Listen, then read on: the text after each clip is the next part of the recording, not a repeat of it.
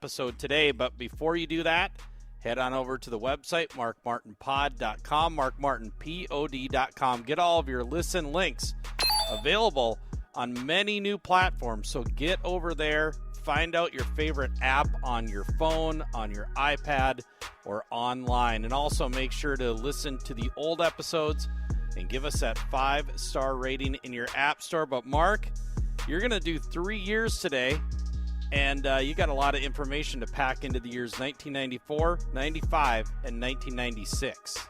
Honestly, in my mind, and like I've said before, that's really what counts, and that's what imprints the memory, of these things. Every year we've talked about leading up to this, except for, really 92, 91, 92. Every year has been a remarkable year. I have vivid memories of lots of stuff. As I'm settling into the NASCAR thing, and we're having less remarkable seasons maybe than what I had in 1990. That it kind of, that I don't remember as much. So, it's less remarkable. I'm sorry. There's just not a big deal. I've enjoyed talking about the other years. 93 was a milestone year. 91 and 92 really wasn't. So here we go into 94 after setting the world pretty well on fire in 93, and we continue our really trademark consistency, and I've kind of earned the nickname Mr. Consistency at this point. And just an overview of 94, we had we had reliability issues. We had DNFs. We had 8 DNFs. And you can't win a championship like that. And we didn't. We ran second to Earnhardt in the championship, but he clobbered us 444 points. So it wasn't even close. Still yet, it was a good year. We went to Watkins Glen and sat on the pole and won the race for the second year in a row. So where we swept the pole in the race. We had a lot of top 5 finishes. We had, and then we won at the Blue Atlanta. Jays are coming off victories in their previous 9 games. The Atlanta race. Hi, everybody. I'm Dwayne Kuiper with Mike Krukow, just moments away from MVP Baseball with EA Sports. Before they reconfigured it.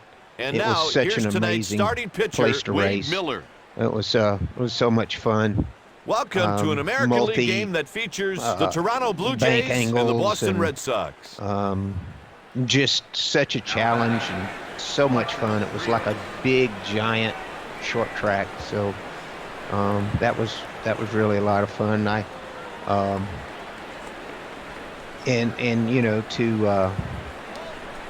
To restate, we were strong. We were top 5 all over the place. Top 5. Just wound up with a couple of wins for the season. That was okay with all the top 5 sprinkled in. We had our weakness was our reliability. And he's in there standing with and a double. So that was not an easy pitch to hit, but he was able to. We moved into 95, and we kind of we picked it up a little bit. The next batter is Coco Crisp. We lessened the DNFs to some degree. We had a lot of good runs. Finally, we had a decent start to the season. We finished 3rd at Daytona, and then 7th at Rockingham, the second race, and 8th at Richmond, and 9th at Atlanta. So we got off to a good start. We're collecting points, thinking this was all going to look good. And we go to Darlington, the 5th race of the season, finished 37th. So there again, that ugly DNF stuff, rears its head again. But we have, we have a good speedway car, good speedway program. We go to Talladega and we get the win. Amazing. As much frustration as I've had at Daytona, I have much better results and better luck at Talladega at this point in my career. We go to Sonoma the next week and we run second. At Sonoma, just really runs strong. So our road racing program is really strong at this point as well. No balls and 1 strike. Gets a piece and hits it foul. Then Watkins Glen comes around the corner again, and we sit on that road race car that Steve built me was just unbelievable. That's exactly what you saw right there. It was just a crazy car. It's the only race we ran it all year was the Glen, because it was offset for right-hand turns, and the Sonoma car was centered up because it was more right and left turns at that time, with the having the carousel corner still in the course. So we used a different car out there. But yeah, we sat on the pole for the 3rd year in a row, swept the pole and the race at the Glen, and so that was pretty cool. We won at North Wilkesboro. I remember that race. My family was there. Arlene was there. And Heather and Rachel and Stacy and Matt were all there for that race, which was pretty cool because, back then we didn't have motorhomes at that racetrack or anything. So they must have had to hang out in the car or something during the race. I don't even know what they did, but had to be miserable for them. But it was pretty darn cool to be in Victory Lane. They took us up on top of the concession stand. The car went up on the top of that for victory celebration. It was really cool. Then we go the next week to Charlotte in October and really run good there. Pull off the win. Qualify 5th. Pull off the win there. So it was a really good season, solid improvement in our DNF reliability issues, and a little bit sharper on the racetrack as well for speed. And then we move into to 96, and we go to Daytona and have another good finish. 96 for the 500, we finished 4th. It's so great to come out of there with a respectable finish in the first race of the season and collect some points. But we go to Rockingham and have a 32nd place finish. So 1 step forward, 1 step back. Sometimes you try to make the hitter chase your pitch. That's exactly what you saw right there. This is a year where he earns the free pass. We, for some reason, and I don't remember what the details were, but we fell behind the competition in 96 on speed. However, we got down toward the end of the season, we really picked it up. But at the beginning of the season, we were off on speed. We had some poor finishes, went to Dover, finished 40th. This was probably the year that I don't remember what year it was, but we blew right front tires up there at Dover all the time. Every year we go up there and be flying and pop a right front tire. So I talked Steve into taking a low snout car to Dover, and we're leading the race, and blew a right rear out and crashed and totaled it. And that was my favorite low snout car. It was our first low snout Laughlin car that we'd built, and it was my favorite, but we totaled it. And so we built another one. He's got a four-seamer, a good curveball, like it, and an average two-seam and fastball. I don't know if it was the body or what it was, but I nicknamed it Booger because that sucker was a booger. I hated that car. It heated up the right rear tire. It would be tight as it could be and smoking the right rear tire off of it. It was just exactly what you saw right it was an awful race car, and I never did like it. We tried to run it multiple times, but yeah, we had that setback at Dover with the 40th place finish. So, but we really turned it up. At the end of the year. After Loudon we finished 32nd. But after Loudon, we go to Pocono, and we finish Hey, if the infield is back, he'll put that up, ninth. Then Talladega 3rd. Then Indianapolis 4th. Then Watkins Glen 3rd. Then Michigan's 2nd. Bristol 3rd. Darlington 3rd. Richmond 9th. Dover 5th. Martinsville 9th. North Wilkesboro 9th. 2nd at Charlotte. 7th at Rockingham. 2nd at Pocono. No, I'm second at Phoenix. I'm sorry.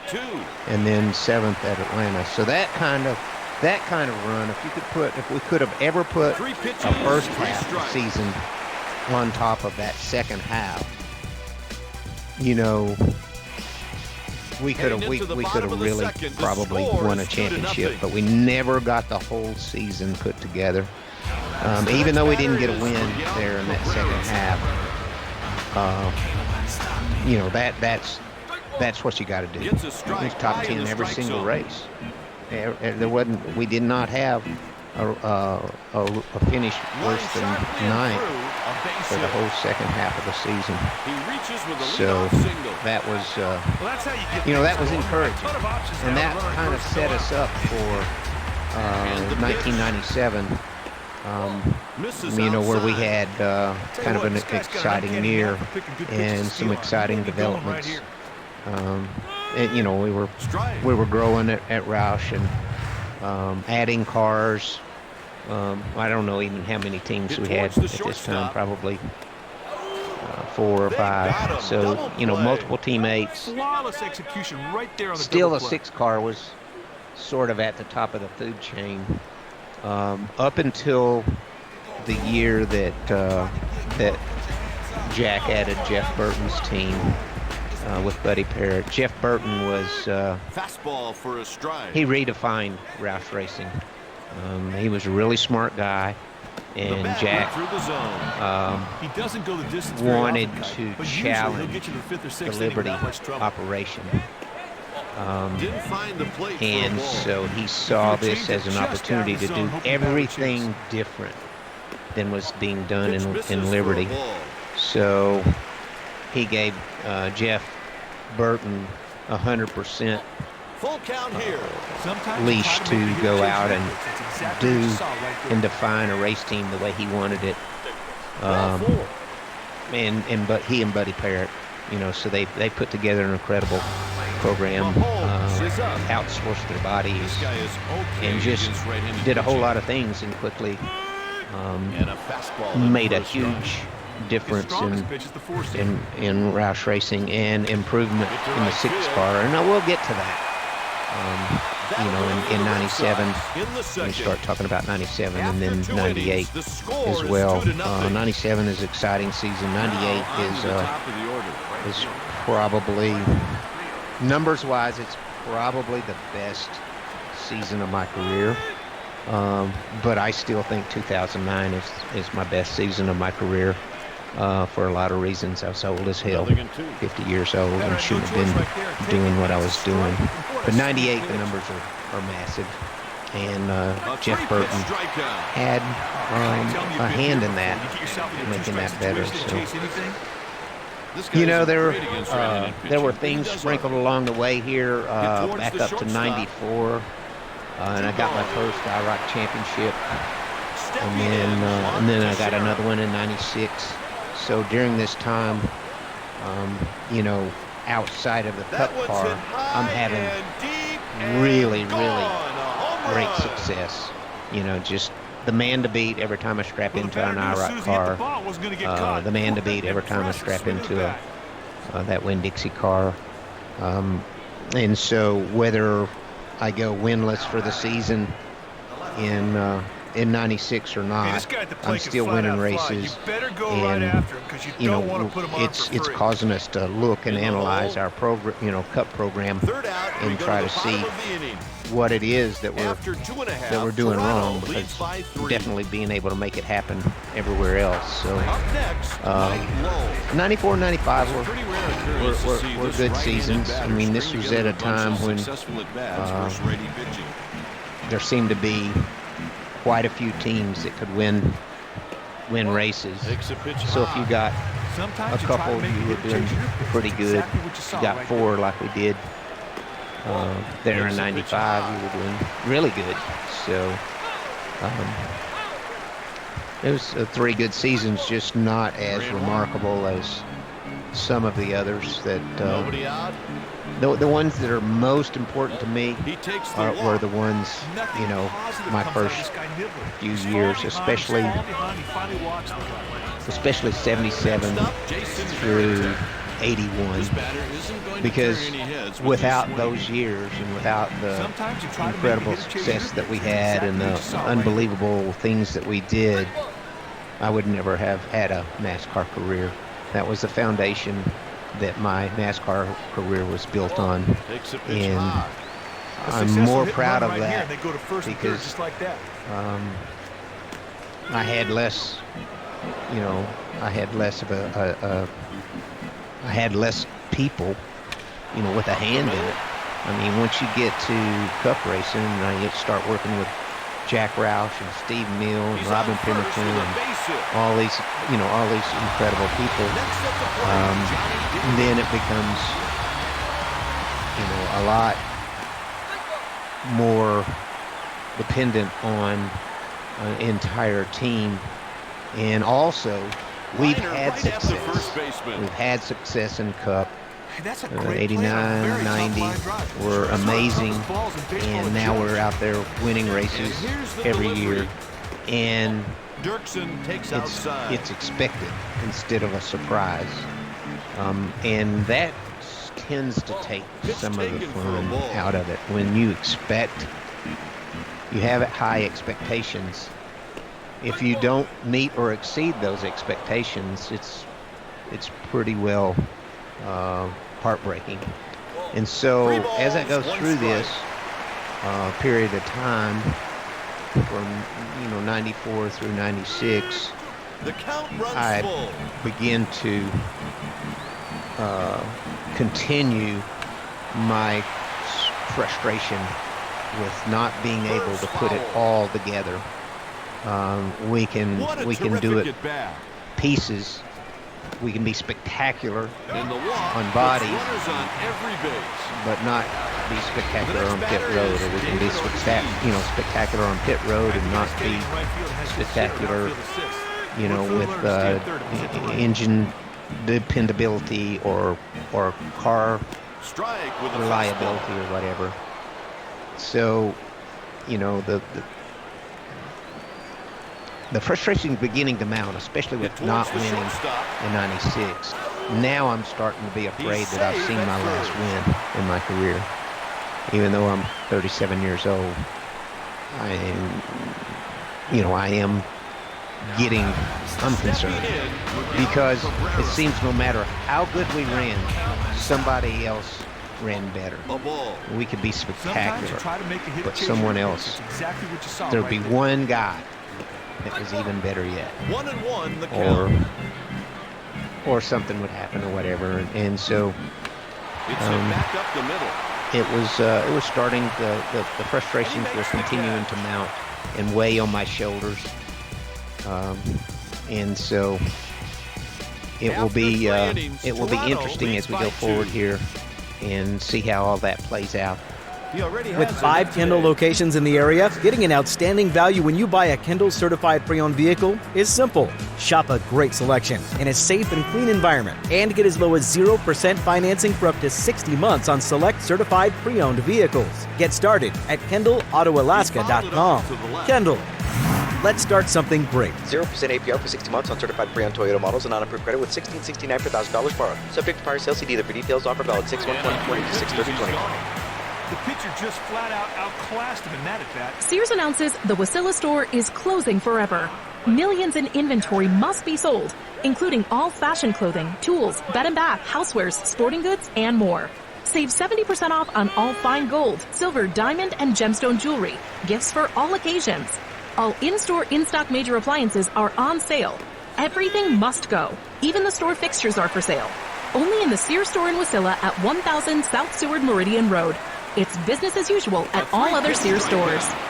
Hey, good strike one. He just keeps plowing away for the strikeout. Tell us about the IROC stuff. First championship in '94, and then another one in '96. He drove a Dodge Avenger. Won at Darlington, amongst many other wins. Here comes Tell us the about, first pitch of the was that like a breath of fresh air to get out, or do something different, or did you feel like Miller with the 0-1 offering?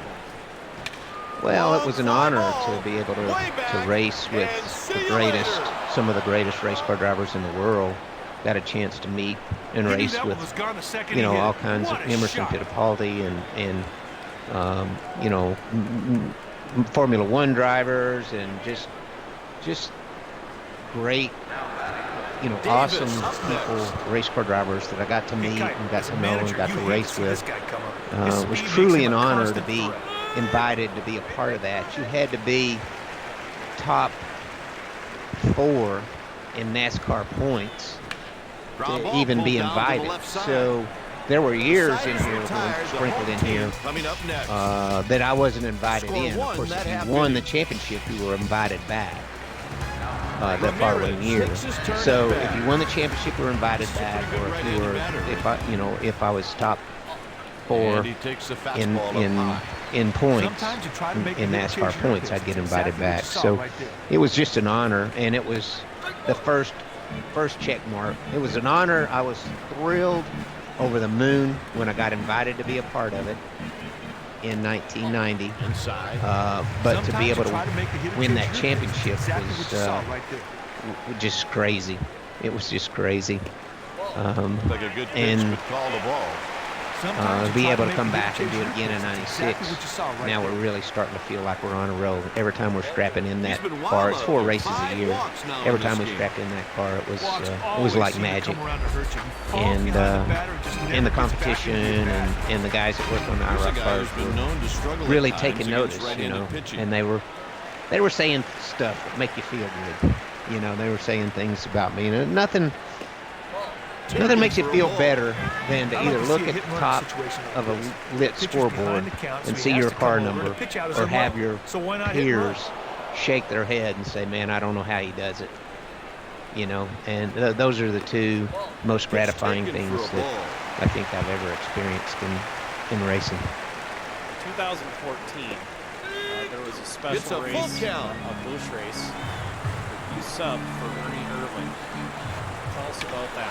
Yeah, so that was after Ernie's accident, and Ernie and I had become really, really good friends, and his wife Kim and Arlene were really good friends, and we spent a lot of evenings at the racetrack at one another's motorhomes, and we had gotten really, really close.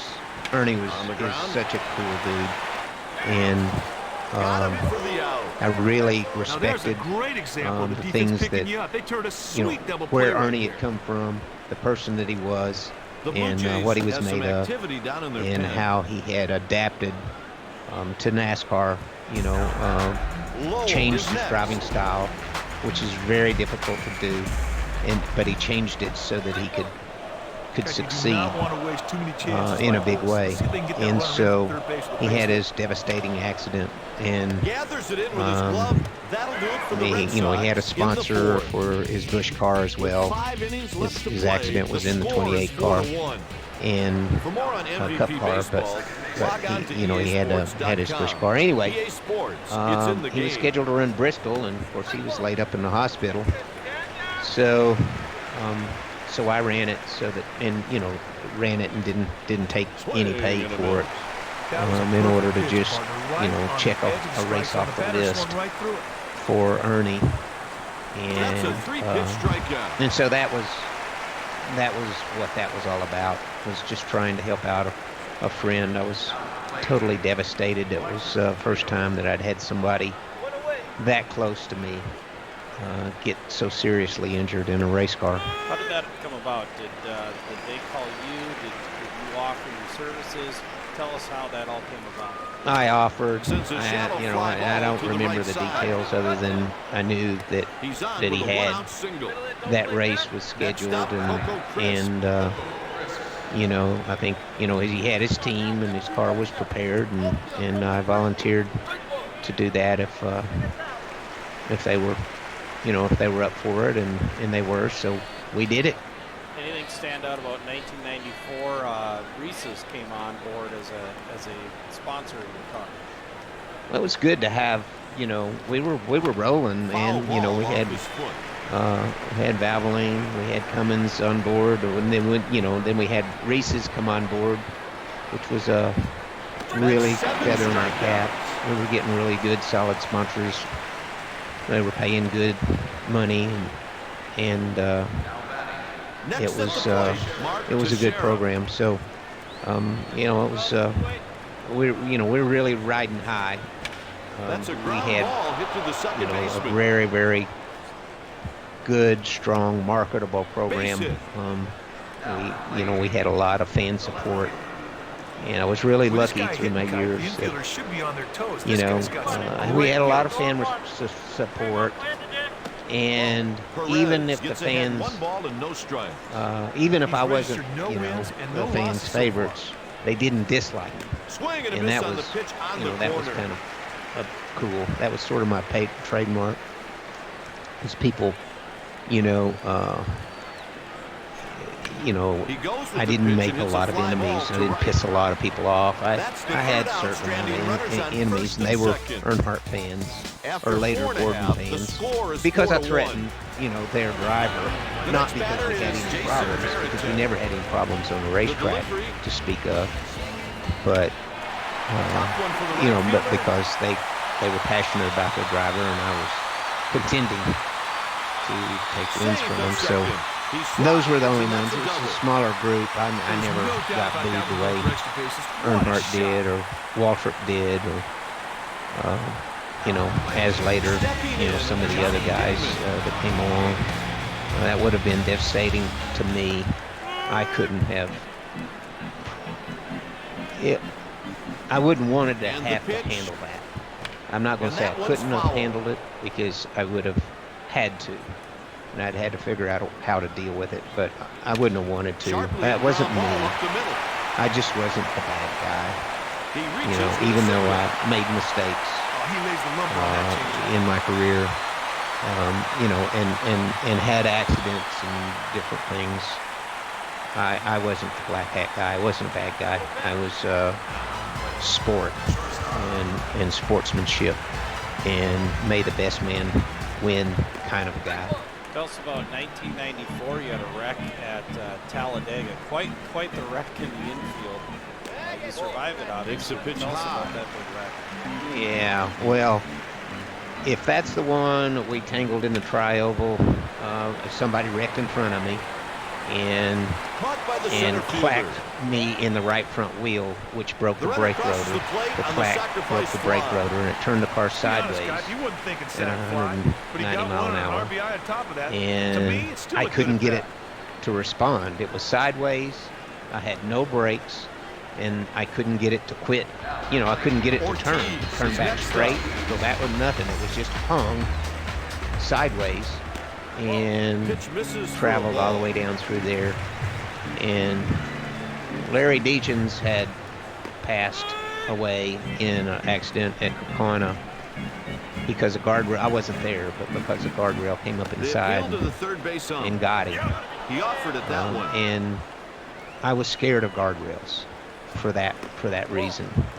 And I'm headed for that guardrail and thinking this could be it. He comes up a little bit short. And I sailed through that guardrail. It didn't even slow me down.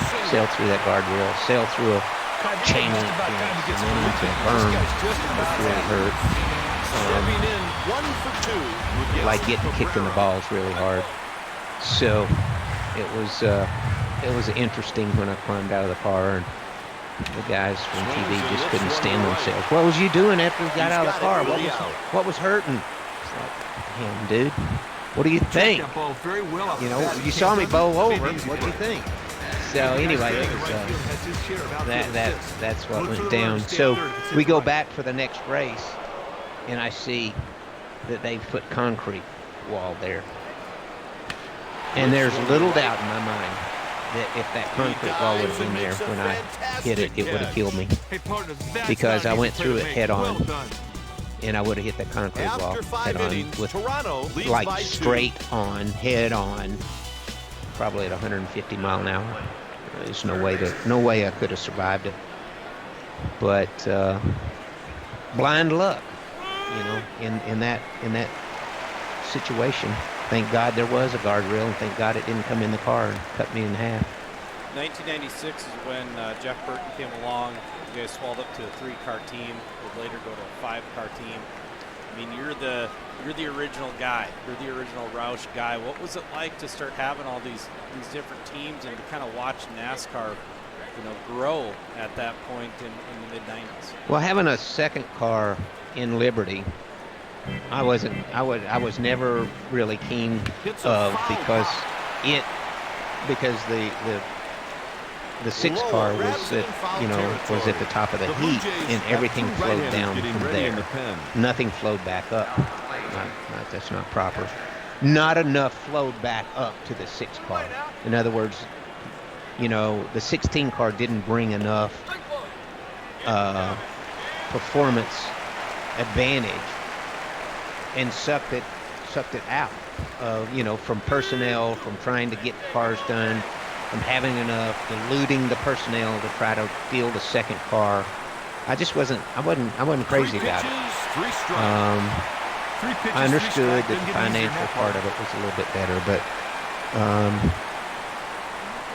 it still diluted our effort.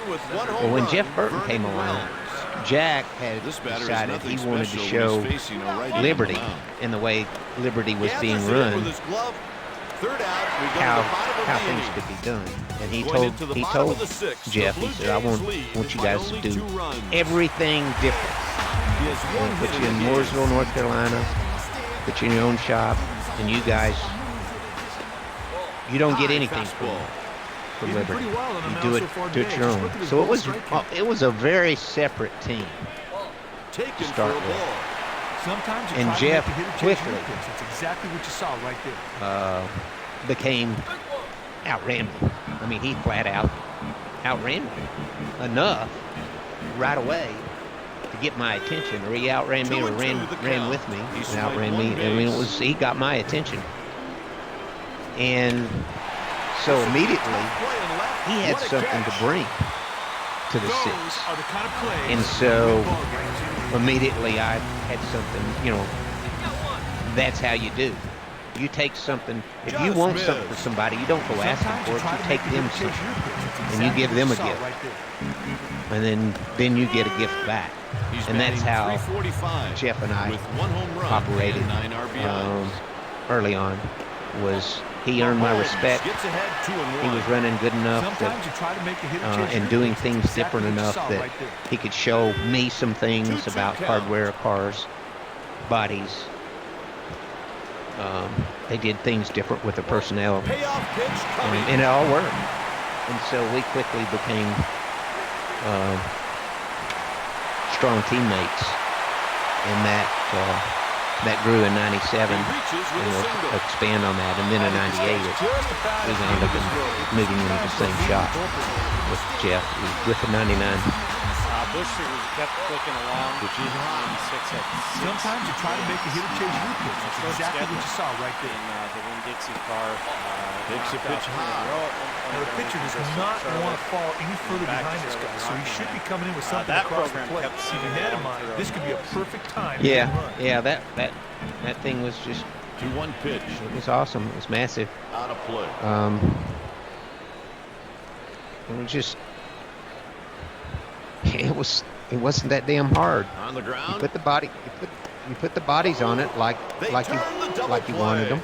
And if you got the bodies on them like you wanted them, and you got the chassis that I wanted, you put the front spindles on it like I wanted, and you put the springs and shocks on it that I wanted, and you hung the body on it like I wanted. Davis will hit next. It would be extremely difficult to beat that car. I mean, it was just as simple as that. So around that time is when people start bringing in a righty to face the right-handed hitter is a good move, partner, because it creates a mismatch in pitcher's favor. And crossover and stuff like that. What was your thoughts as that kind of that drama unfolded? I didn't care. They were complaining about me, like they complained about Kyle Busch in the end there. So it's okay if you're a Cup driver and you run the Busch Series if you don't win a lot. But if you win a lot, you shouldn't be running. And that was the thought process, to put it bluntly. And we had a great sponsor that brought a lot of recognition to the series with Winn-Dixie, and it was great. It was great for the series to have me in there and have Winn-Dixie in there. Ground ball to the right side. But we did win. We won too much. We run 16 races or so, 16, 18 races, and win nearly half of them. And some people were sick of that. So another thing that happened in 1996, this is the last thing we go over, but you actually ran a truck for the first time. What was it like? That one's hit foul, but there's some room to make a play. 1, 2, so 3, I had when they introduced the truck series, I thought it was goofy, and I was too busy anyway to mess with it. I had so much on my plate. The last thing I was interested in doing was run some stupid ass truck. And so they got the series going and for a few years, and they were putting on some great races. And I don't remember, somehow or another, and Jack had trucks, and somehow or another the opportunity came up for Exide to sponsor a truck for me to drive at North Wilkesboro. And so I was like, yeah, I mean, that's all I do. That's what I do. I'm a race car driver. I drove every time I strap in. I drove every Cup car, every Busch car, every short track, late model race. I flew all over the place racing. I was racing all the time. So of course, yeah, I did it, and yeah, we won, and we won the race. Yeah, we won it. We won it. So a strike with the changeup. It wasn't easy because I hadn't run a truck before, but Cruz readies for the 1-2 but we ran good enough to pull it off. So that was pretty cool. But I didn't really step back into, it was 10 years before I really got back, stepping in a truck. And I got more serious about it. But, when I did this North Wilkesboro race in '96, it was okay. It was cool, but the series was still in a growth and evolving. And by the time I got involved in the Truck Series, in the mid-2000s, it was the best racing in NASCAR. The best show, the best racing. Dude, man, you had, you had Mike Skinner, and you had Hornaday, and you had Sprague, and you had Todd Bodine, and you had rivalries. You had rubbing and bumping and hard racing and feuds, and it was in the mid-2000s. The Truck Series was the place for racing. It was the best racing in NASCAR. With that'll do it for episode number 36 of the Mark Martin Podcast. Again, head on over to the website, markmartinpod.com, markmartinpod.com. Get all of your updates, get on your favorite apps, and make sure to give us that 5-star rating. Thank you for subscribing and listening to the Mark Martin Podcast. Remember to give us a 5-star rating in your app store. Connect with us on Facebook, Twitter, and Instagram at Mark Martin POD. The Mark Martin Podcast is a production of the Accelerated Podcast Network. Just missed a home run. He slides in safely with a double. Next up, Mark Teixeira. What makes a business a business? It's not the circumstances of a world that woke up on the wrong side of the bed that year. that decade. It's the everyday entrepreneur ready to put themselves out there. We're all sailing against the wind right now, but we will make it to shore. It's been done before, and we will do it again. To help you get started, we're offering websites, marketing tools, and guidance all for free. Learn more at GoDaddy.com. Race fans, it's time to buckle in and listen to the fastest hour in racing radio. Your driver is a multi-time NASCAR winner and Hall of Famer Mark Martin. We cover racing, grassroots, history, we bench race, we talk life, and most importantly, we smash the loud pedal. It's time to turn some laps on the Mark Martin Podcast. Episode number 35 of the Mark Martin Podcast, and we're going to roll into the year 1993. But before we do that, make sure to head on over to the website, markmartinpod.com, markmartinpod.com.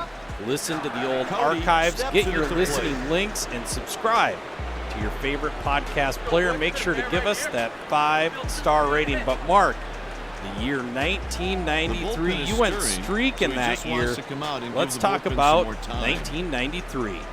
Yeah, well, you know, if you've been listening to 91 and 92, you can hear some increasing frustration by really all of us, you know, with the 6-car.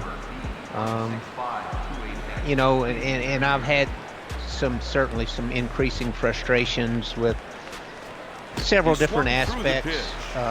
He's batting .345. You know, with no home runs and 3 RBIs.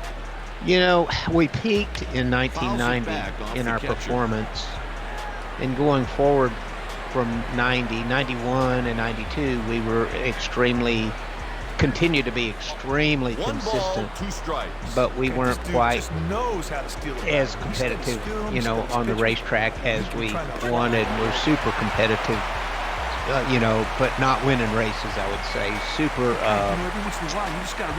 consistent, and, you know, but not as fast as we really wanted to be 91, 92 after 1990.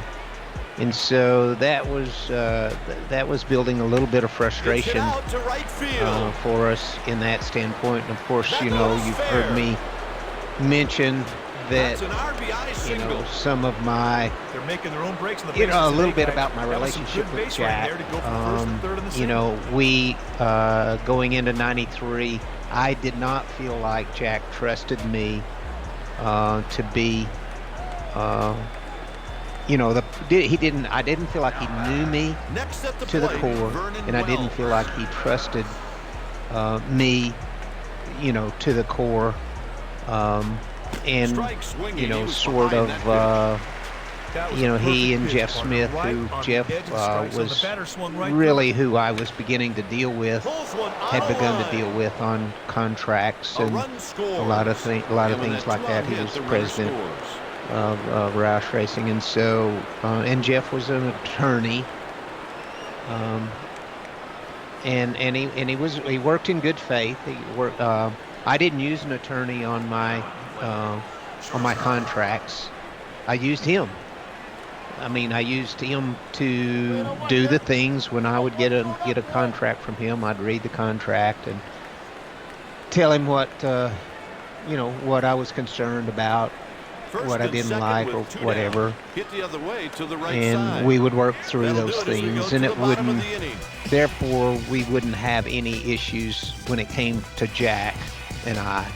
You know, it was a good setup, a good situation, even though, you know, I still wasn't being paid anywhere near market value or treated or valued.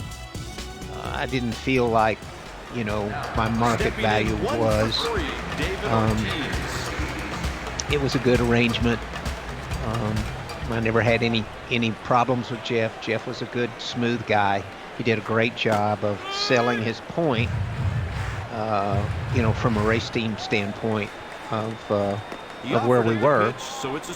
And so, that being said, we you know, 92 and 91 had not been a particularly satisfying performance season for for me, and the pressure was building on me. All my buddies were, had good-looking deals, better deals than what I felt like my deal was, and I respected Robin Pemberton's job and Steve Mills' job. I was honored to work with such smart, brilliant people and such good people. But at the same time, no one likes to be told what to do. So, I was adjusting to being out of control of my, a 100% control of, the definition of what my cars would be. I had a lot of input, all the input really that I wanted. After 8, the score is 6-2. But it was a different time in my career where I wasn't the guy telling, people how to hang the bodies and where to do this and that. Steve and I still sit down and talked about what setup we were going to go to every racetrack, and I had 100% input on what springs and shocks and bars, and that all worked fine. But when it came to the working of the shop, it wasn't my, I wasn't, because I wasn't there every day, it wouldn't have been a good thing for me to be the boss of things, if you know what I'm saying. I'm starting to do, more press, more media stuff, more commercial stuff, more appearances and all those kinds of things, and it was pulling me away. And it was Steve and Robin's job to define, what the cars really were. And I was having to adjust to that, and it wasn't a comfortable adjustment, and we weren't running as good as we wanted to be. So, that was a negative force on it. And I'm saying all this because I feel like that an important factor that most people don't know about what we went through in '93 before later in the season having a very triumphant run was that we went to Sonoma, which was always, May, June-ish, and I had just had it. I was just frustrated out of my mind. And Jack and I went to dinner, and I finally got the balls up to tell Jack that I didn't want to drive for him anymore. And of course I had a contract that went 3 more years, which like I said before, never got closer than 2.5 years to an end of a contract. And that was smart business on Jack and Jeff Smith's side, very smart, and it was also that was on me because I always wanted to take the fresh deal that sweetened the pot. I was always, willing to sign up for that. Well, it would always seem like it always came after we were on a nice little roll. We won races, been running good too. So anyway, I got the balls finally to tell Jack I didn't want to be there anymore. And he's like, the Blue Jays have why? won an impressive 10 straight and I games. told him, because I can't. The Blue Jays 6, the Boston Red Sox 2. Because I can't get the bodies on my cars like I want them. And he's like, well, why? And I said, because the guys in the shop say that you can't do it. You can't lower the roofs on these cars. We were running a roof height. They had a quarter panel height rule of 35 and 36 across the back, 35 left rear, 36 right rear. And the roof height minimum was 50.5 inches. Well, we were running our cars at 51.5, 51 3/8, maybe every once in a while 51 1/4. And we were doing that so that you could close the hood. You could put a motor in it with a carburetor on it, with a carburetor spacer on it, and close the hood. And I think that Robin and Steve both assumed that you couldn't go to Jack, the engine guy, and tell him, hey, we want to take the carburetor spacer off your motor. and you can't lower the motor because they're already at 10.5 or less. Of course, my guys were fantastic about trying to get the engine through lower than 10 inches, which was the rule and all that. But anyway, we couldn't do it. And like if it would have been my shop in a backyard garage, I would have hung the body max out, 50.5 roof height, 35, 36, and that sumbitch would have been raked out of its mind. And then when I got the body hung on it, I would have slid a motor in it, and I would have figured out a way. I wouldn't have given a damn what it took. Well, no one imagined that Jack would have been the same way. We didn't know Jack still. We've been, what are we in our 5th season together? And Jack's like, well, the engine is secondary. And of course, the engine was primary to Jack all the time, it seemed like, because that's what his love was engines and always had been. But we had misjudged that. And he's like, no, we're gonna do that. And so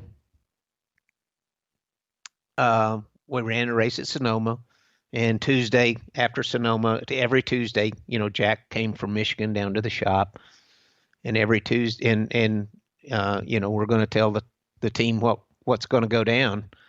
So we get up there, and Jack tells them that they hadn't been doing enough, and that we're going to do these bodies like Mark says he wants them, and this is all about Mark, and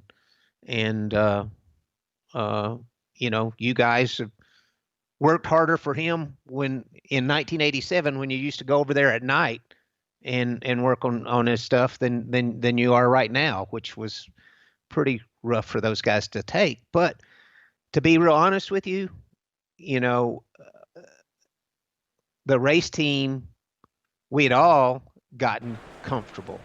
The Blue Jays are trying for their 11th straight win. Meaning, very impressive. Not working nights. Hi again, everybody. I'm Dwayne Kuiper with Mike Krukow. Regularly, and the kinds of things that you have to do. For a ball game. Had to do back then to win races. Back then, you just had to do that. And now, here's tonight's starting pitcher, it was Oliver true. Perez. In 1987, many of those guys that worked there would come by my old the Toronto shop Blue Jays there in and the Randleman Boston Red Sox at night and volunteer help because there was only 2 or 3 of us running a full bush schedule, and yet they weren't staying at night ever to, cut these bodies off. And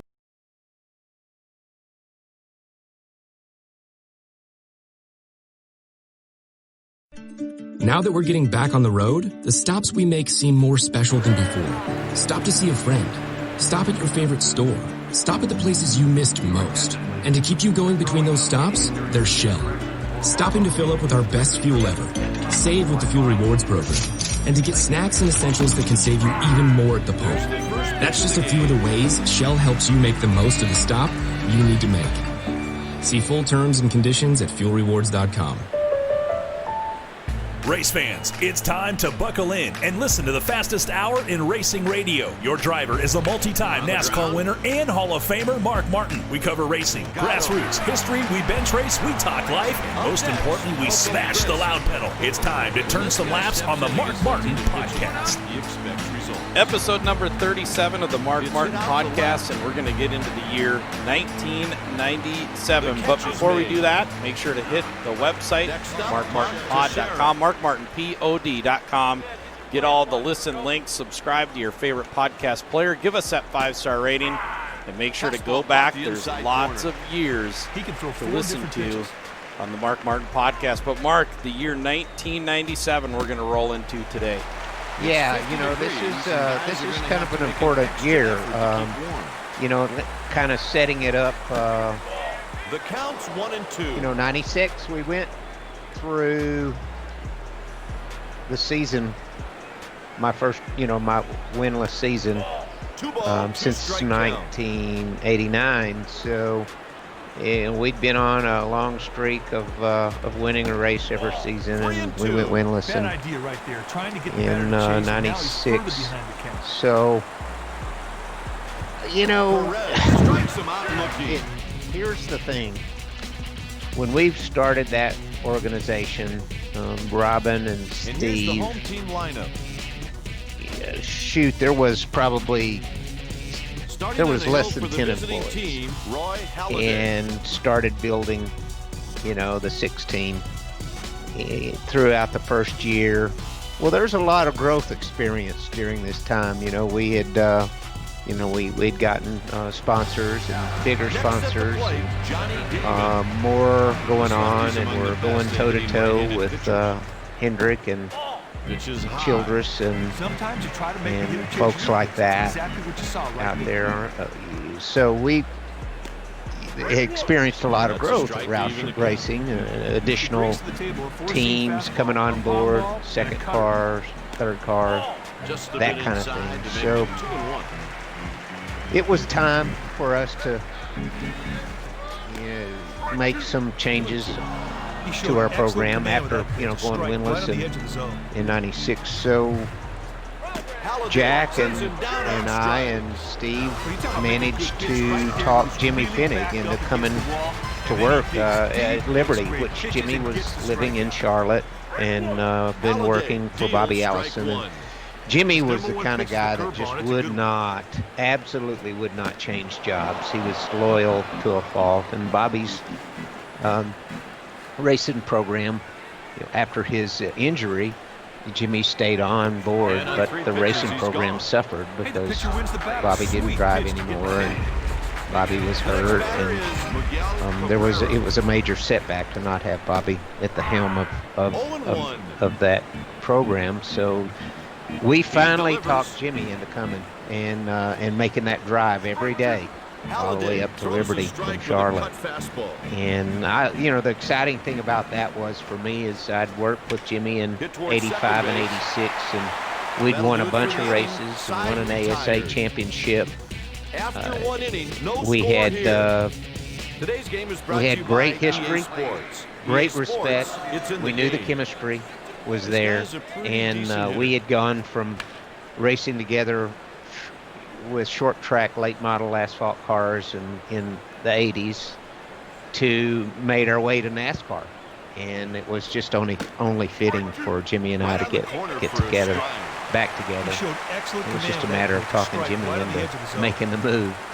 So we got Jimmy, and man, we came right out of the gate strong. We set on the pole the second race, the Rockingham race, and we had some problems on the racetrack. Ran strong, but had some problems on the racetrack. But make a long story short, we got to Sonoma, and finally pulled off the win.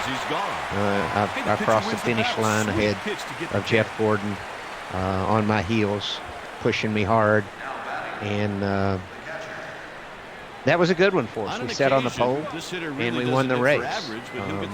And we beat Jeff Gordon, who was incredible anywhere, but especially road racing, but really anywhere. And I remember the in-car camera from that race. As soon as I crossed the start-finish line, you make a left-hand turn going up the hill, and as soon as I crossed the start-finish line, I let my head go. My head goes all the way over to the right, leans over down to my shoulder. I was so physically and mentally stressed that I didn't have to hold my head up anymore. And it was such an incredible relief because I honestly got to thinking that I might not win another race in my career, because it just didn't seem like it would happen. But we did, and we got that, and that was a huge relief. And then we go to Talladega, the next race, and our car is so damn slow, it's pathetic. And I get so pissed off because we're so slow that, back then, before there were any rules against it, everybody had developed high rebound shock absorbers to hold the car down, especially hold the back down. To hold the front down some too, but you could really hold the back down a lot better than you could the front. But they rode rough. I mean, they would shake your teeth out. And so I was just mad in practice, and I come in, I says, both of them qualifying shots on there. And they looked at me like I was crazy. Bolt them on. And they bolted them on there, and I rolled out there on the racetrack, and I drove it, and oh yeah, now I'm competitive on speed. Shaking my teeth out. Can't hardly see straight over all the bumps and everything. And I decided I'm going to run them. Nobody's ever had the balls to try to race them. I raced a mild set of those at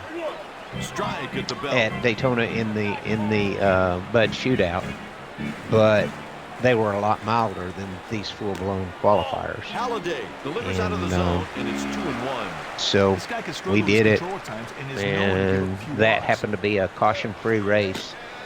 We averaged 188 miles and change an hour, right on target, including pit stops and everything. So it's that's the fastest, record fastest race ever. NASCAR race, 188 and change, I think it is. And we pulled off the win. That thing beat me to death, but I didn't care. And people could see it during the race. They figured out that those crazy SOBs on the 6 car were running those qualifying shots, but it was too late for them. It really made a big difference for the car. It picked up the speed when you ran by yourself. But when you when you put a car behind it, it really picked up the speed. And it was because the back of the car was lower. So when the car behind it picked up the air and didn't let the air fall down on the rear spoiler, it made more difference then than it did when the spoiler was up higher. So we did have quarter panel height rules. Seemed like it was 33 and 34 across the back, 33 and 34 inches off the ground. But it made, but on the racetrack when the shocks were working, it wouldn't let the car come back up. And of course, when we come back in, or you'd slow down, the back of the car would come back up to inspection height. So I was really proud of that win, because that win, well, we won the Busch race as well with those shocks, because I put them on the Busch car too, because it wasn't fast enough either. And so we won the Busch race, and then we won the Cup race, because I think some people recognize that we ran them in the Busch race, but not everybody. And nobody had the balls to run them on a Cup car, because they shouldn't have handled. You shouldn't have been able to drive the car. But they handled okay. It was real close. They did probably extra damage to my back. A year and a half later, I went ahead and had the back surgery and had the fusion on my back. But I was still struggling with the back problems during that time. I just finally gave in and had the surgery done. But we continued after that, so we won 2 races in a row. We backed that up with a 3rd place at Charlotte, and a 2nd at Dover, and a 4th at Pocono, and a 3rd at Michigan. And we'll reset and so we were strong. We were getting it done. Really great team, great group of guys. The 6 car always seemed like it was a revolving door for workers. It didn't seem like we managed to keep the same guys on that car for too many years. And a lot of times what would happen would be, if they were really good, they would get promoted to the 16 car, one of the other cars. A lot of times in this instance, the 16, which was shot in the shop with us, would get one of our good guys and have them promoted up. Like just a mechanic would get to be car chief, or out of the zone, that's a ball. Something like that. So now that we're getting back on the road, the stops we make seem more special than before. Stop to see a friend. Stop at your favorite store. Stop at the places you missed most. And to keep you going between those stops, there's Shell. Stopping to fill up with our best fuel ever. Save with the Fuel Rewards program. And to get snacks and essentials that can save you even more at the pump. That's just a few of the ways Shell helps you make the most of the stop you need to make. See full terms and conditions at fuelrewards.com. Puts it away. This particular group and this particular year was a real breath of fresh air for us. We went on up to Michigan and qualified second and won that race. And we went to Dover and sat on the pole and won there. And it was about time we started winning at Dover because it was my favorite racetrack. I was obscenely fast there all the time, but we blew right front tires out there constantly. It was asphalt back then, and back in the early years, and tires just didn't hold up there. And so we blew a lot of right fronts up, and finally we took that low snout up there, and it was... It always ran the right rear hot, so it blew the right rear out then. So we finally put it all together at Dover. So this was a good year. I mean, it was a good year. We had a lot of poor finishes. We had a 30th at Talladega, at the other Talladega race. We had a 25th at Richmond, 38 in Texas. See, that was Texas. 97 was the first year that they had to race at Texas. And we won the Busch race the day before, which was the first NASCAR race held there. So we do hold that record. But we also were leading the Cup race. And Jeff Burton had just got ahead of me on the restart to get his lap back. Jeff was a lap down, and he had just got by me to get his lap back, and I went up in smoke, blew up the motor, which was fairly happened fairly often, it seemed like back then. And so I got out of it, got to the airplane, flew home to Daytona Beach. When I got out of the airplane, while the race was going on, when I got out of the airplane, I found out that Jeff had won the race, which was fantastic for Jeff. I was really happy for him. But that's what happened there. We had a 24th at Darlington too. So we had a string of poor finishes based on reliability or accident issues, which kind of, prevented us. It was just another one of those years where we consistently ran in the top 6 almost all the time, except, when we had disasters. And it seemed like we could never contain the bad days. And so it really got us. But it was really, really great to be back on track and to be that competitive, be that fast, and pull off the wins that we did. So it was it was a good year. It was setting the stage for 1998, which would be arguably my best season ever. I argue that 2009 was my best season ever, but the numbers are pretty incredible in 98. So we'll cover that one in the 98 along with the new body style.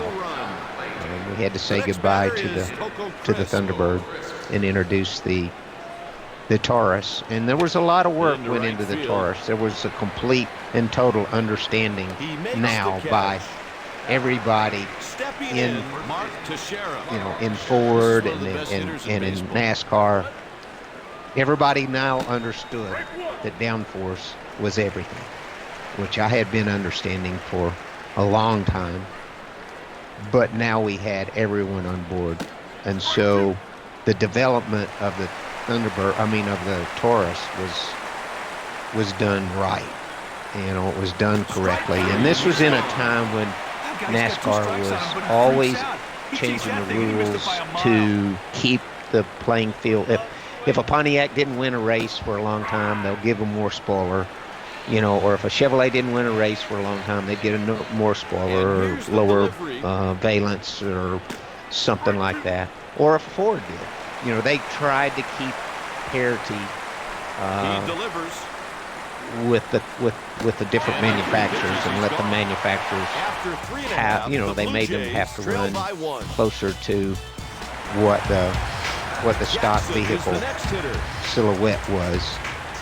And so we'll be discussing all that in the 98 podcast. So tell us about when Jimmy came along.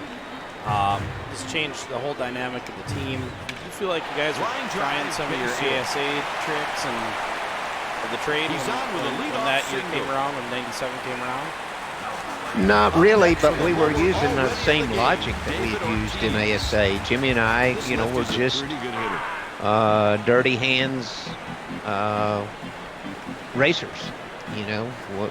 This was still prior to engineers, involved in our programs to any serious degree. So it was Jimmy and I with the same kind of thought process as we did, as we had successful gone from racing short tracks in Wisconsin and late models to NASCAR.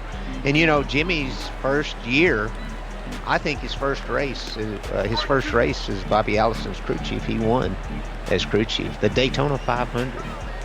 So Jimmy had some success in his own right, not only at Daytona, but that car had been fast a lot, and Jimmy had learned a lot away from me, and I'd learned a lot, since we had worked together in 85 and 86. And so based on the things that he knew and the things that I knew, which were really just minor evolution from 85 and 86, we just put stuff out on the racetrack that was common sense, downforce and handling. We didn't have any control over what went under the hood, and we didn't pay any attention to that. We paid attention to downforce and suspension and handling tires, and we just we kept our eye on that target. Well, that concludes episode number 37, 1997 of the Mark Martin Podcast. Again, hit that website, markmartinpod.com, markmartinpod.com. Get all the listen links and the old episodes of the Mark Martin Podcast. Thank you for subscribing and listening to the Mark Martin Podcast. Remember to give us a 5-star rating in your app store. Connect with us on Facebook, Twitter, and Instagram at Mark Martin POD. The Mark Martin Podcast is a production of the Accelerated Podcast Network. 1-0. Cody steps into the box.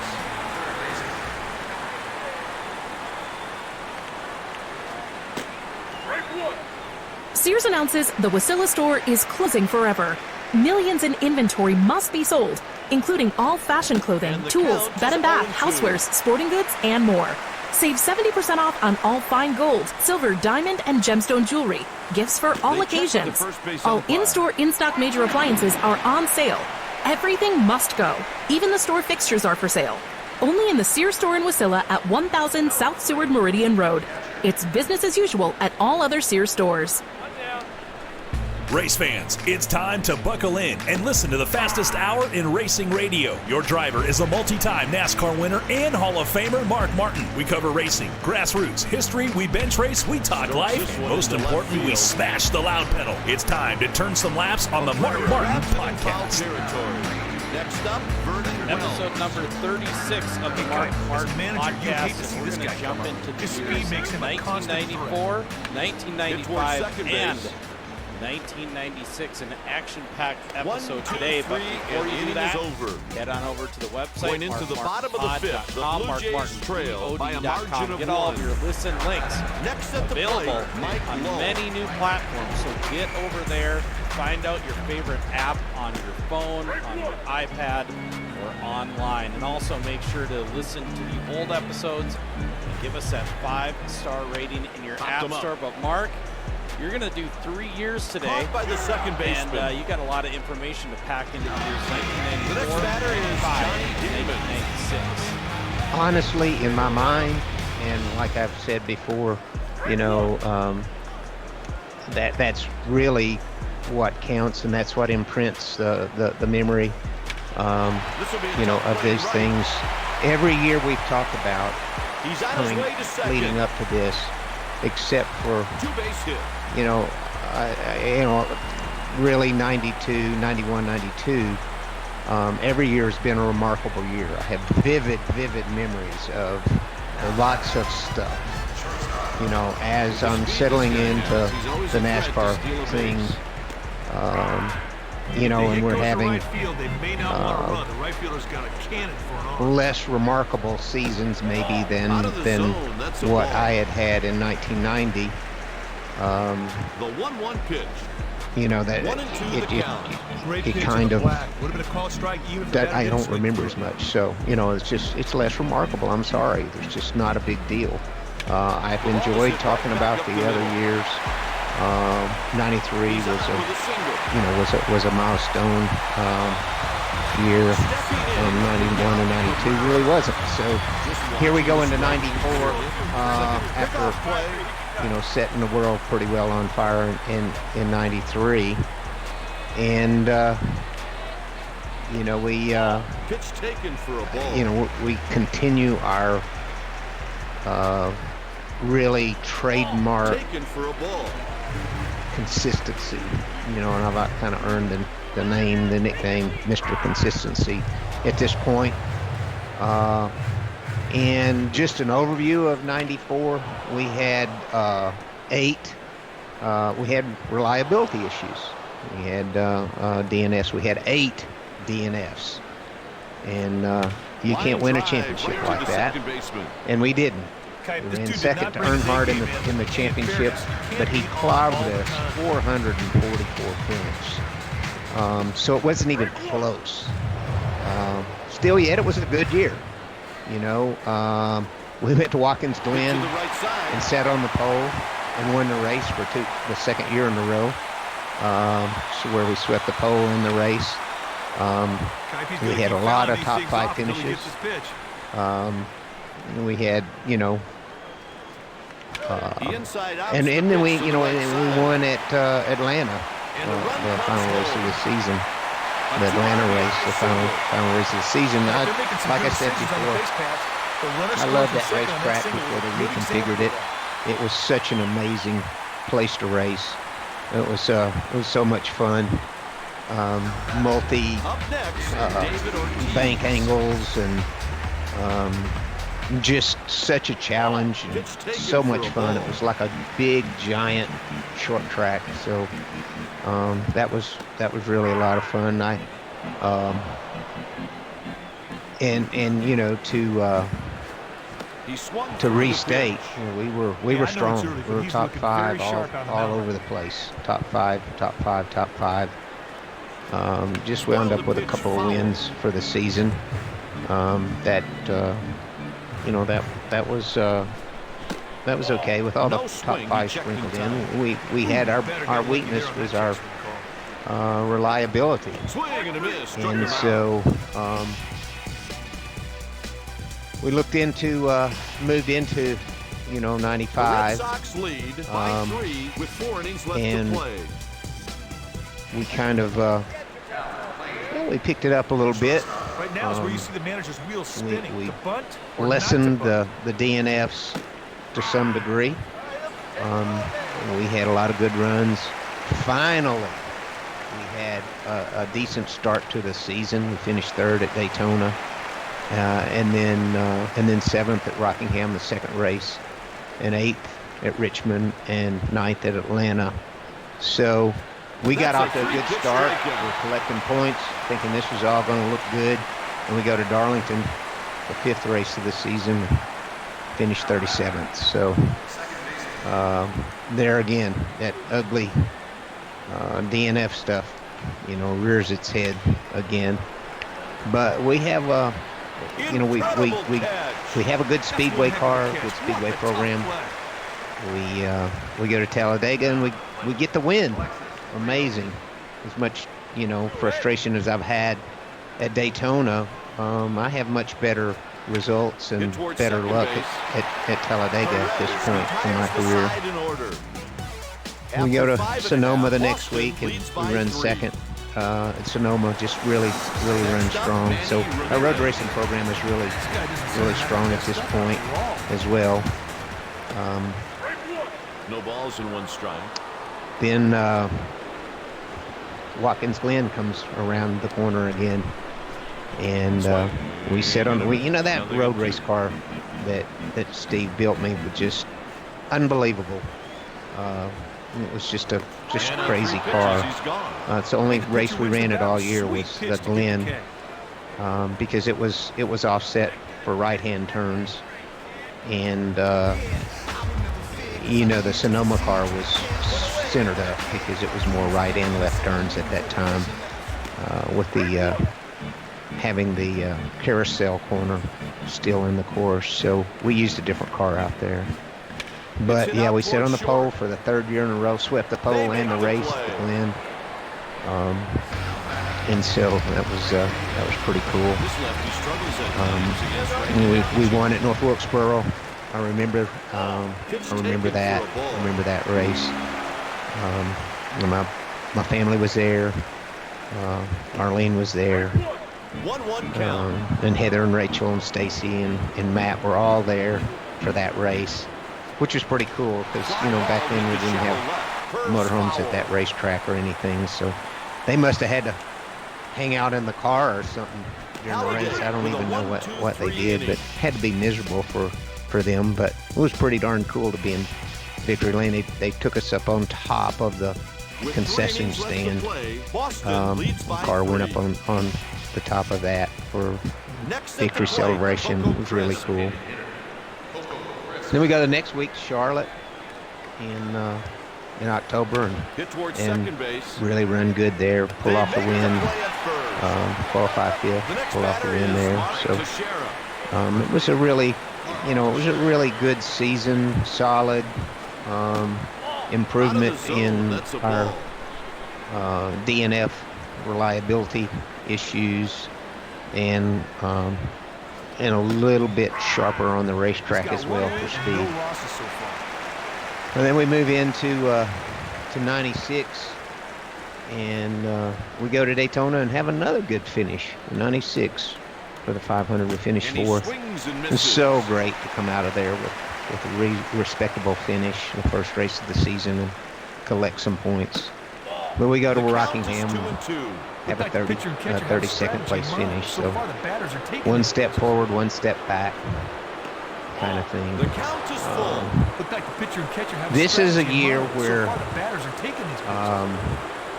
we, for some reason, and I don't remember what the details were, but we fell behind the competition in 96 on speed. However, we got down toward the end of the season, we really picked it up. But at the beginning of the season, we were off on speed. We had some poor finishes, went to Dover, finished 40th. This was probably the year that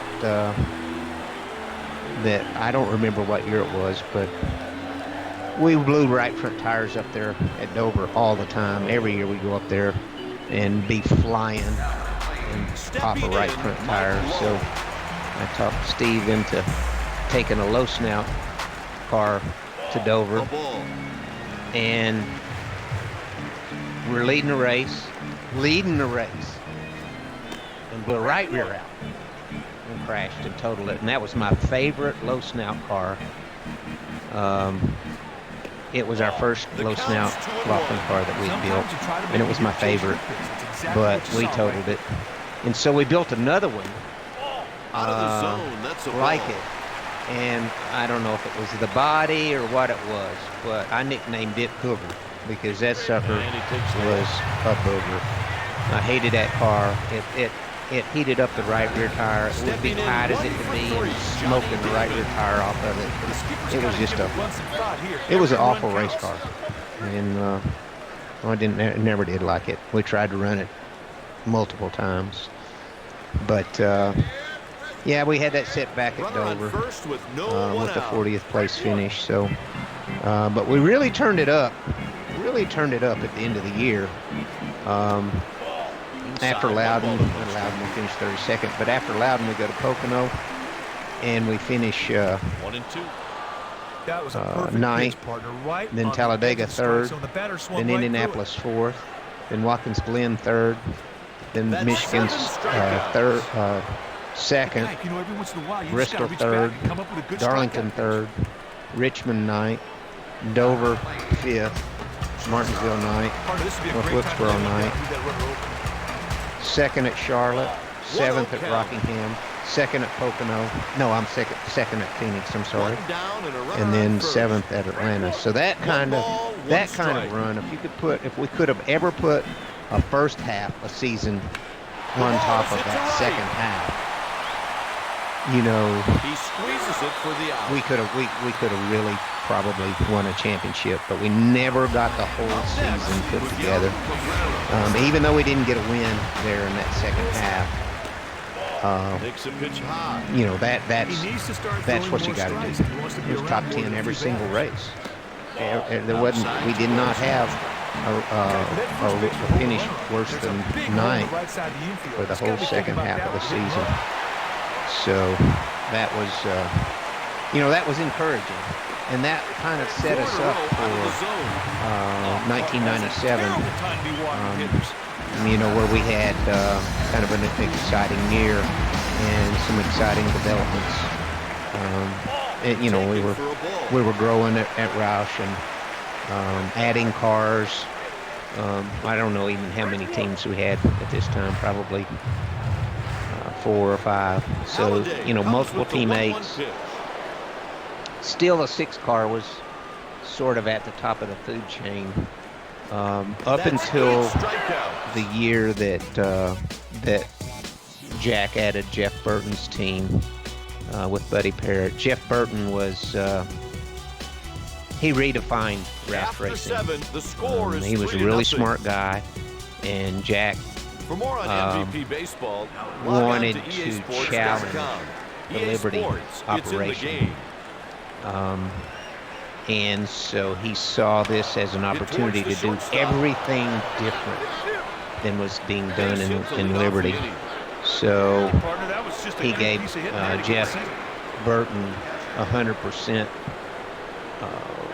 leash to go out and do and define a race team the way he wanted it. But he and Buddy Parrott, you know, so they put together an incredible program, outsourced their bodies, and just did a whole lot of things, and quickly made a huge difference in Roush racing and improvement in the 6 car. And we'll get to that. You know, in 97, we start talking about 97, and then 98 as well. 97 is an exciting season. 98 is probably, numbers-wise, it's probably the best season of my career. But I still think 2009 is my best season of my career for a lot of reasons. I was old as hell, 50 years old, and shouldn't have been doing what I was doing. But 98, the numbers are massive. And Jeff Burton had a hand in that, making that better. So, you know, there were things sprinkled along the way here, back up to 94, and I got my first IROC championship, and then I got another one in 96. So during this time, you know, outside of the Cup car, I'm having really, really great success. You know, just the man to beat every time I strap into an IROC car. The man to beat every time I strap into that Winn-Dixie car. And so whether I go winless for the season in 96 or not, I'm still winning races. And you know, it's causing us to look and analyze our program, you know, Cup program, and try to see what it is that we're doing wrong, because definitely being able to make it happen everywhere else. So 94 and 95 were good seasons. I mean, this was at a time when there seemed to be quite a few teams that could win races. So if you got a couple, you were doing pretty good. If you got 4 like we did there in 95, you were doing really good. So it was 3 good seasons, just not as remarkable as some of the others that the ones that are most important to me were the ones, my first few years, especially 77 through 81, because without those years and without the incredible success that we had and the unbelievable things that we did, I would never have had a NASCAR career.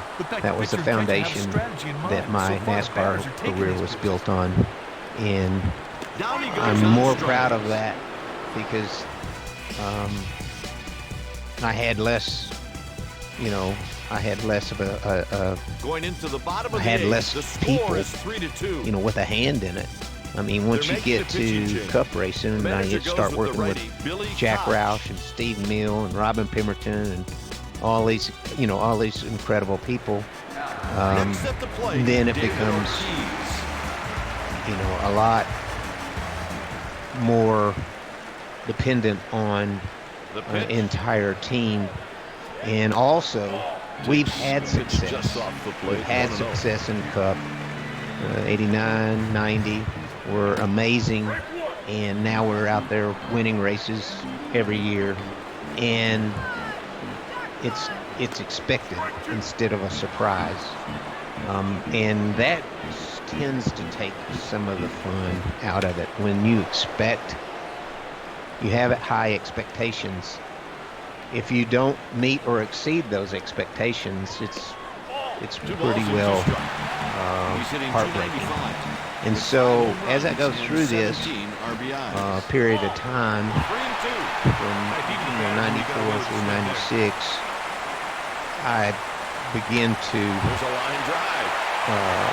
continue my frustration with not being able to put it all together. We can do it pieces. We can be spectacular on bodies, but not be spectacular on pit road. Or we can be spectacular on pit road and not be spectacular, with engine dependability or car reliability or whatever. So, the frustration is beginning to mount, especially with not winning in 96. Now I'm starting to be afraid that I've seen my last win in my career. Even though I'm 37 years old,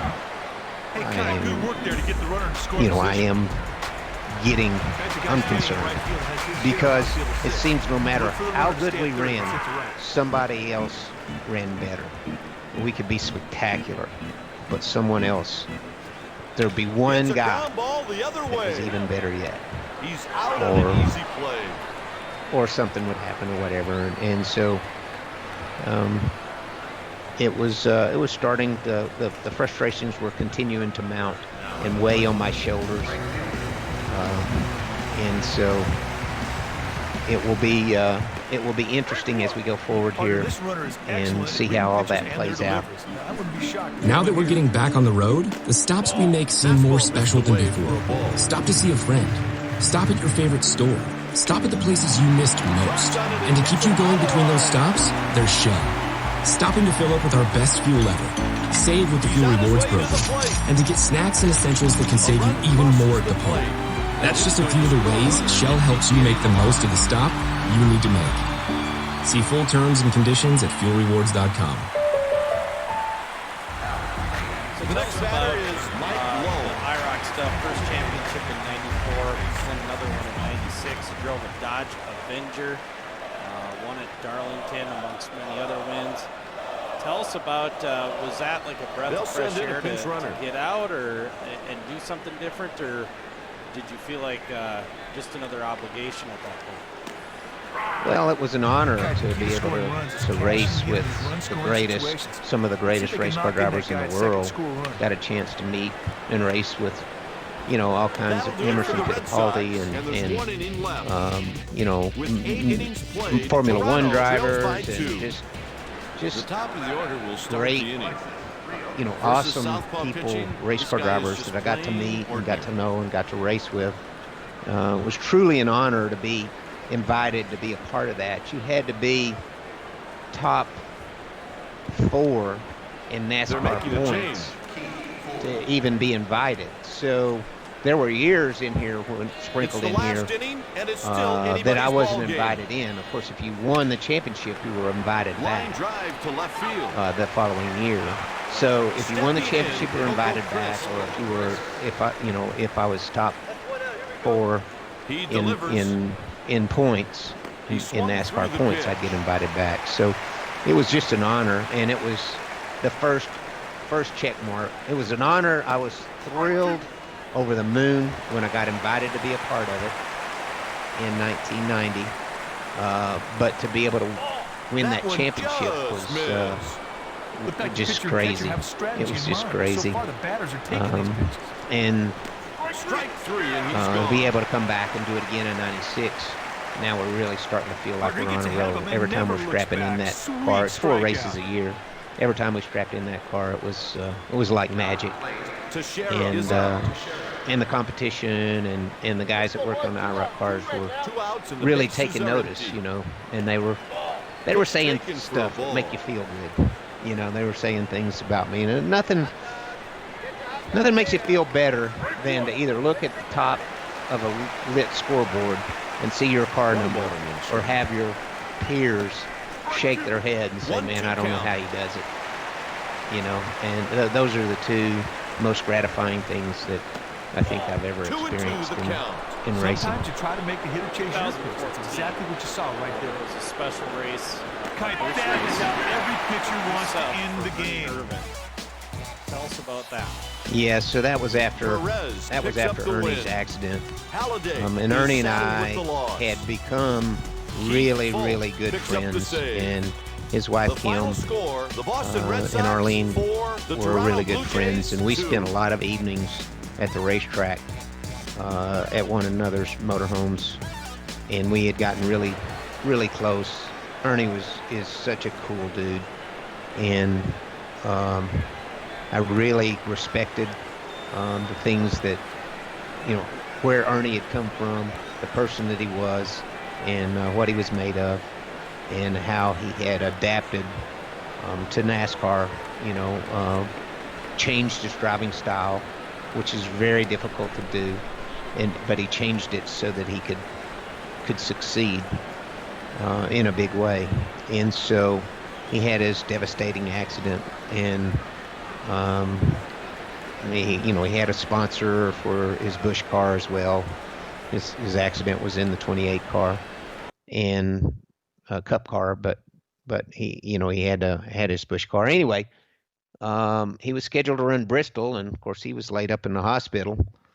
So I ran it and didn't take any pay for it, in order to just check a race off the list for Ernie, and so that was what that was all about, was just trying to help out a friend. I was totally devastated. It was the first time that I'd had somebody that close to me get so seriously injured in a race car. How did that come about? Did they call you? Did you offer your services?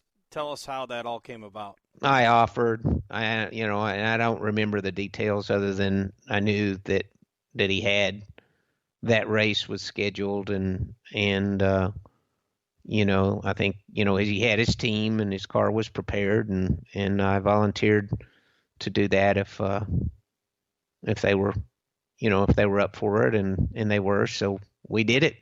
Anything stand out about 1994? Reese's came on board as a sponsor of your car. Well, it was good to have. We were rolling, man. We had Valvoline, we had Cummins on board, and then we had Reese's come on board, which was a really feather in our cap. We were getting really good, solid sponsors. They were paying good money, and it was a good program. So, it was we're really riding high. We had, a very, very good, strong, marketable program. we had a lot of fan support, and I was really lucky through my years that, we had a lot of fan support, and even if the fans, even if I wasn't, the fans' favorites, they didn't dislike me, and that was kind of cool. That was sort of my trademark. As people,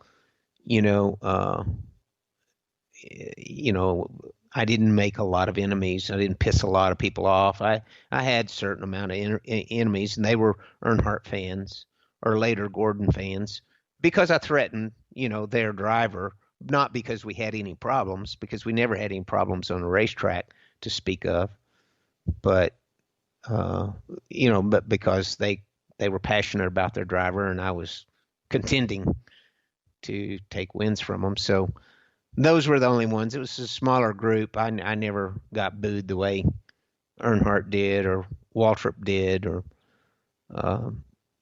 as later, some of the other guys that came along. That would have been devastating to me. I couldn't have. I wouldn't wanted to have to handle that. I'm not going to say I couldn't have handled it, because I would have had to, and I'd had to figure out how to deal with it, but I wouldn't have wanted to. That wasn't me.